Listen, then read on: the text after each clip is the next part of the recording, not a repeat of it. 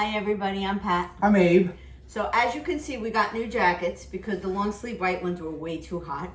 So I hope you like our new jackets. Anyway, so we decided this week to change the format of our show.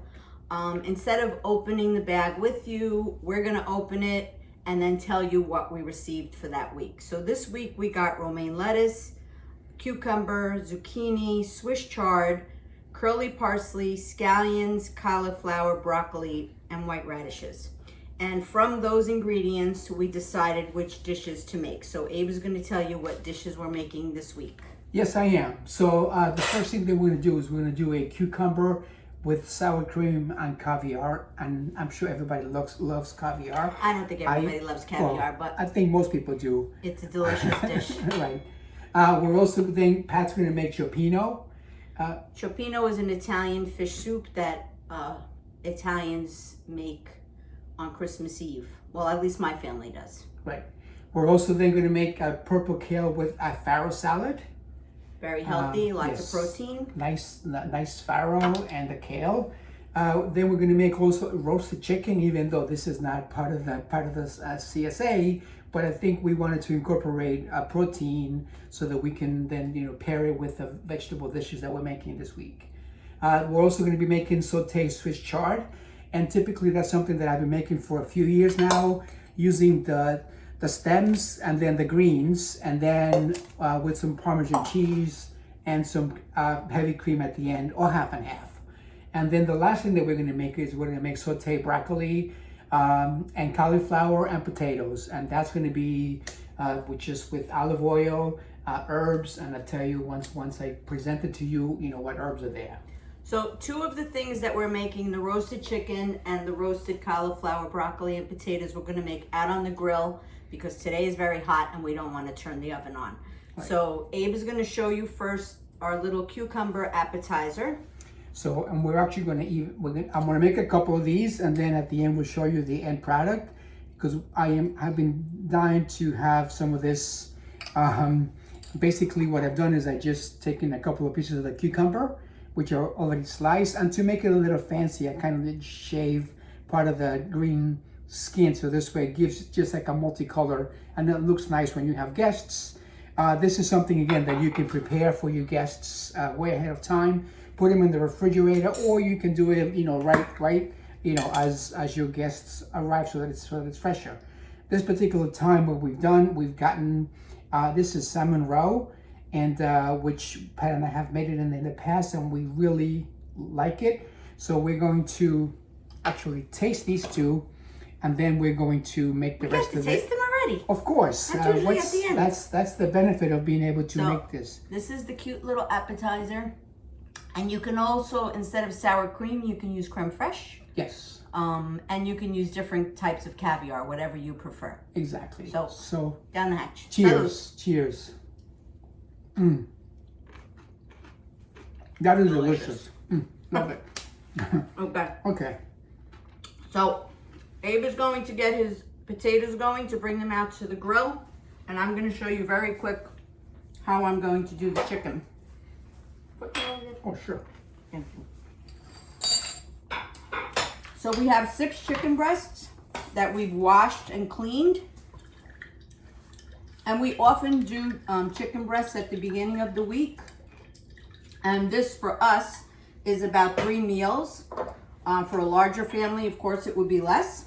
And I have a blend of Thai herbs, some curry, some cayenne, and some salt. And I add the olive oil. I mix it up. I make a nice little marinade. And then I literally rub it on the chicken. Then I'm going to I'm going to rub it on both sides. I'm going to cover it with aluminum foil. And Abe is going to put it down on the grill. Now I know not everybody likes Thai seasonings or curry seasonings, so you can make this with the kind of seasonings that you like. Oregano, parsley, garlic, whatever you like. So go ahead, Abraham. So what I have just done preparing the vegetables is, again, these are the broccoli and the cauliflower florets from this week's share, and we've also got like red and white potatoes, those like smaller potatoes. I have added 1 teaspoon of thyme, 1 teaspoon of oregano, and then 1 teaspoon of rosemary. I have also added some salt. And when, I don't want to make it too salty, but I do want to make sure that the vegetables have a lot of flavor. And I've also taken olive oil and put, I wouldn't say a generously amount, but I think just enough so that they're coated, so that when they do roast especially when you make them in the grill, they typically cook faster, and they also tend to absorb the oil, sooner.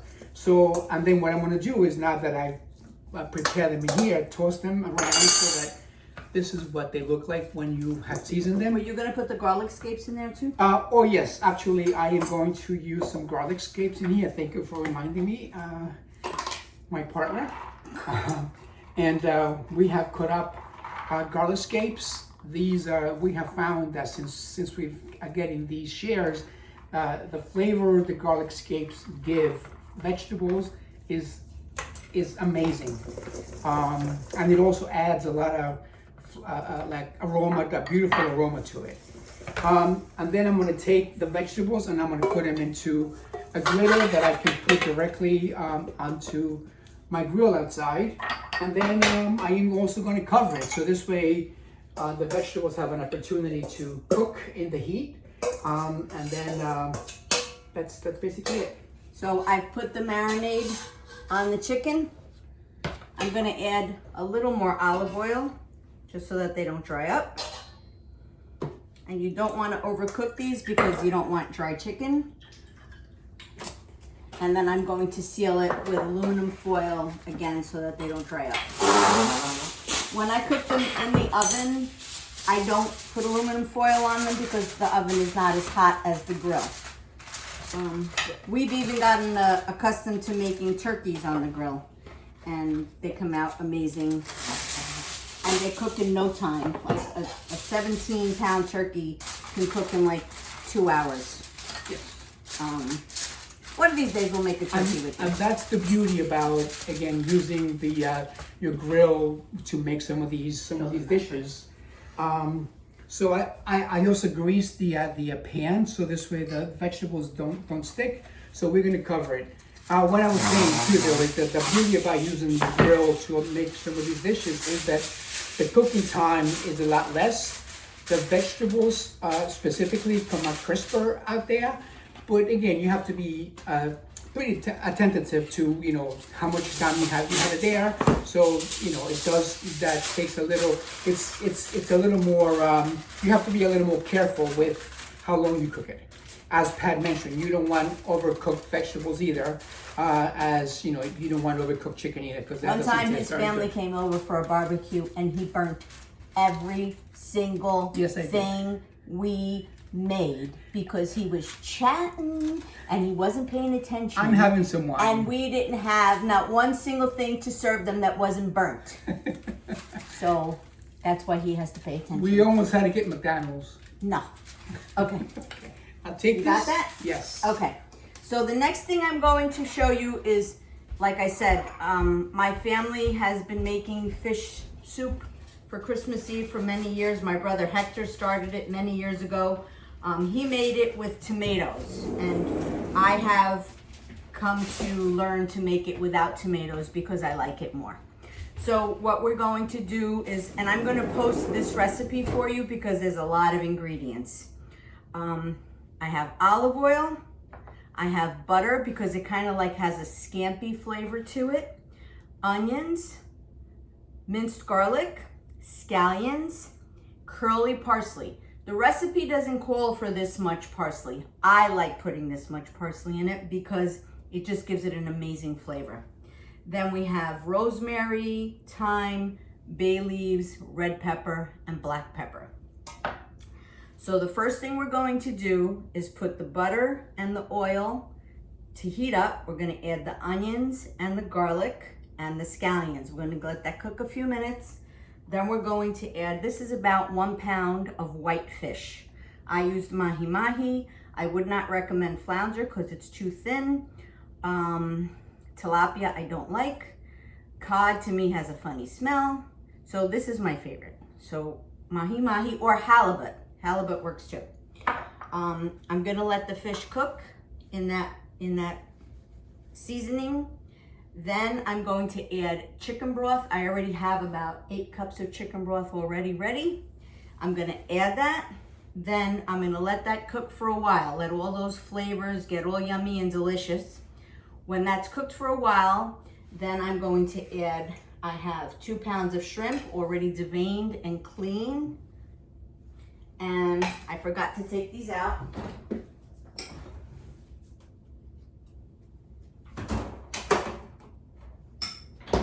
I have a package of cleaned mussels. These are the mussels that you get like in the frozen section of the supermarket. They come in like that sealed vacuum bag, and they're nice and clean. They're all so easy to use. So you put everything in the pot. The shrimp and the mussels cook in no time, and the fish soup is delicious. And if you have a lot left over, you can freeze it.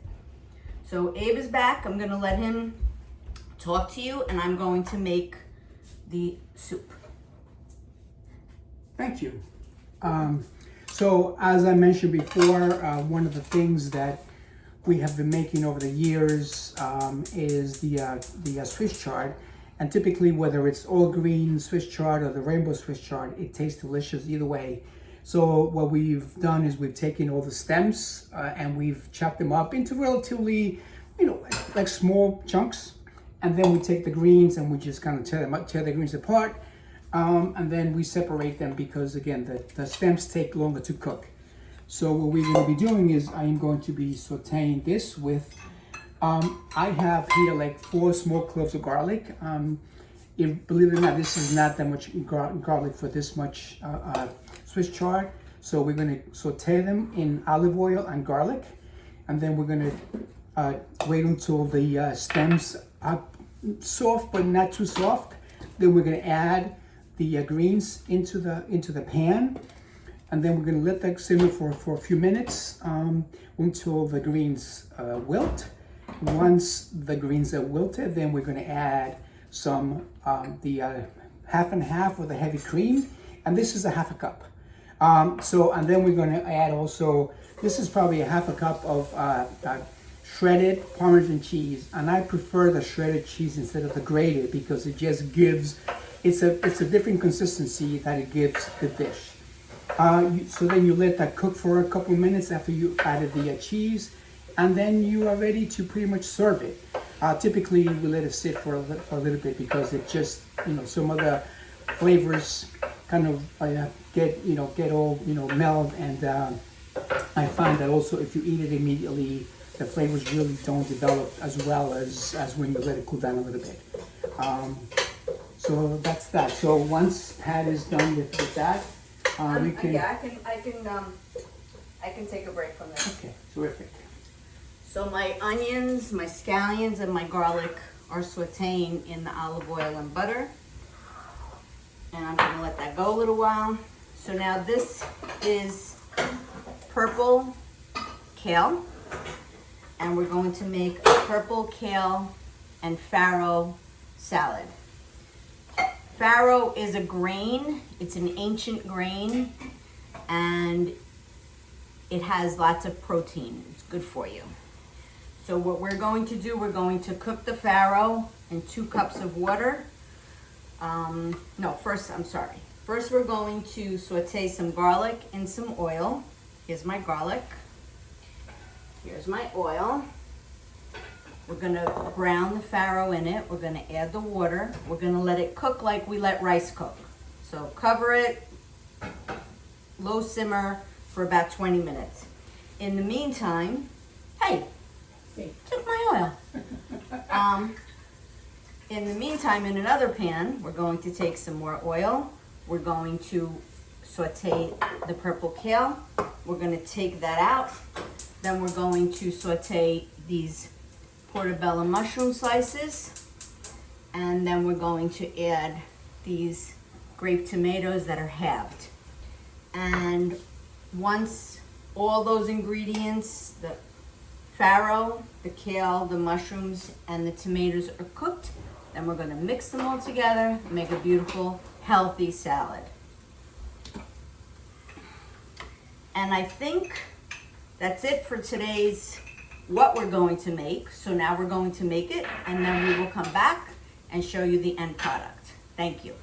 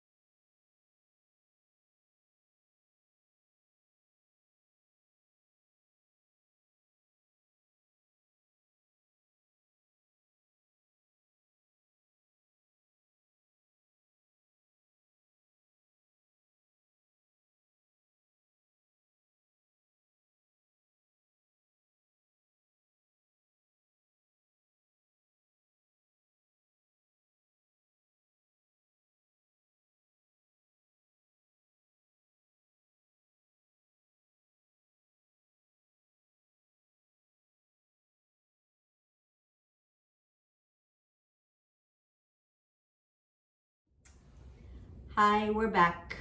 Yes, we are. So we've finished preparing everything, and we actually did some extra as well. So Abe is gonna start. All right, so before you already showed you the cucumber with caviar, but also if you do not like caviar, one of the things that you can substitute with the caviar is you can put olives, right? And actually, it's also, some people just, would prefer those as well. That's good maybe for somebody who's a vegetarian, right? Or somebody who doesn't like caviar. That's true. Not So, everybody likes right. caviar. And I'm gonna have another one because it was so yummy. I may have more than one actually, but these are delicious. The next thing we made was the fish soup. So I can't tilt it, so I'm just gonna show you what a plate of it looks like, because the pot is really hot. So that's what the fish soup looks like. It has fish broth, it has chicken stock. I'm going to post a recipe, but I've made the recipe my own. I don't use tomatoes and I don't use white wine, but you make it however you like. Right. We'll try this in a little while. It's too hot for me, although you like hot stuff. No, but we'll wait. We'll have it at the same time. Okay. The next thing we made was the purple kale, farro, mushroom, and tomato salad. And it looks really beautiful.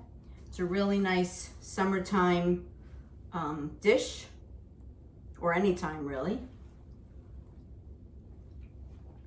That's delicious. That is delicious. It's really good. Not only is it flavorful, but it has a nice bite to it. It's delicious. The orzo and the kale go really, really well. Farro. I'm sorry. The farro and the kale go really, really well. So. Speaking of orzo, you could use different grains as well. You could use quinoa, you could use orzo, you can use any kind of little baby pasta. Yes. So the next thing that we did, we're gonna have the roasted chicken. The roasted chicken, actually, you're better at that. So. Well, I made it. True. Well, you grilled it. So this is the chicken. Again, we made it on the grill so that the house wouldn't get too hot. It only took about 20 minutes. 20 minutes, yes. So you have to watch it and don't let it burn and don't let it dry out. This chicken is so great because one night we can have it just as it is. Another night we can slice it and have it with a salad and rice noodles and a Asian kind of dressing. Another night I'll cut it all up. I'll put some curry powder, some mayonnaise, and some raisins in it, and we'll have like a curry chicken salad. That is delicious. They're all delicious. So you can vary this. Like, you don't have to eat chicken every night. You can eat chicken in different ways every night. So yes, and that's the beauty about cooking. Is it batch cooking? Batch this is cooking, called? yes. Thank you very much. That one anyway. gram. Delish. It is a great way to be able to to come home whether you work or you are busy all day long, you come home and you already have your food prepared, and you warm it up or you do something else with it. You vary it. You make vary it different so that again you don't get bored. That tastes amazing. That is very good. Right. So the next thing was Abe's chard, Swiss chard. So the Swiss chard, again, as you all know, like any of these vegetables, once you cook it, like you can have like a big amount raw, and then once you cook it, it becomes a small quantity, but there's a lot of flavor in there, and of course we're and gonna taste it. You don't need a big serving of this. Exactly. That's delicious. That came out really, That would go delicious with the chicken, with a piece of meat. You could do that over pasta too. Yes, you can. Yes, and one of the things too, a lot of the things that we make, whether it's this or the recipes, we very seldom do we add salt to some of the vegetables that we cook, because let's say like the cheese in this particular case with this Swiss chard gives it enough saltiness, and so you're not over salting yourself. And again, it's a healthier way of eating the vegetables. You salt yourself? Yes, you do. Delicious. Right.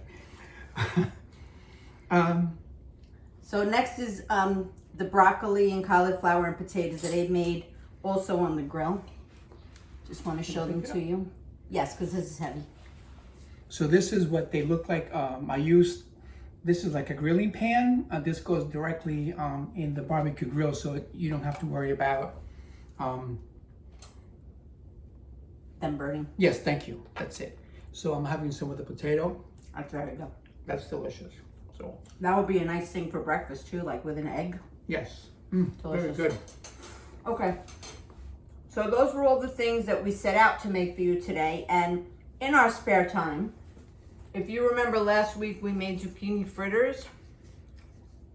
So today, instead of making a fritter, I used the same ingredients, the zucchini, grated, Parmesan cheese, onions, garlic, eggs, and flour, and baking powder.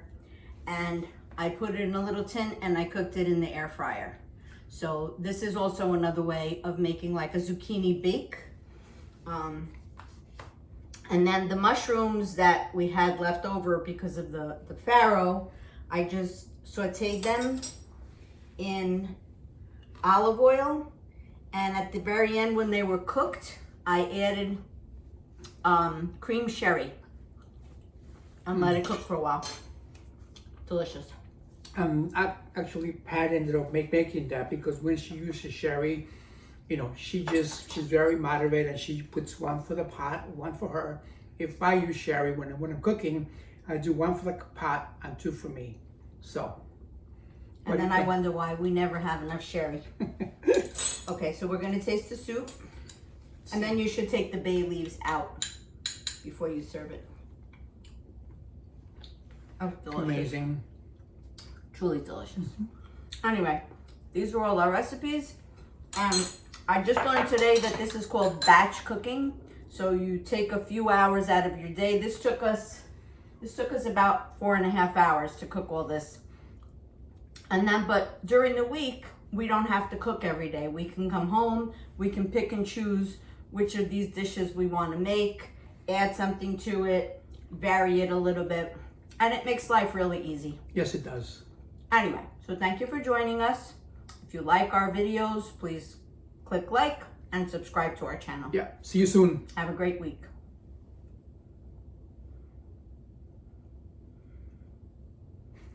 As you're watching me chew. The one thing that I forgot to mention, like this is a big pot of soup, and it's only the two of us. So what I'll probably do is take at least half of this and I'll freeze it. And then someday when I have guests over, or if we want to have soup another day, then all I have to do is defrost it. Just wanted to mention that the freezer is also a great asset when you're cooking like this. Anything that you don't consume by the end of the week or before the end of the week, you can freeze it and use it another time. Bye.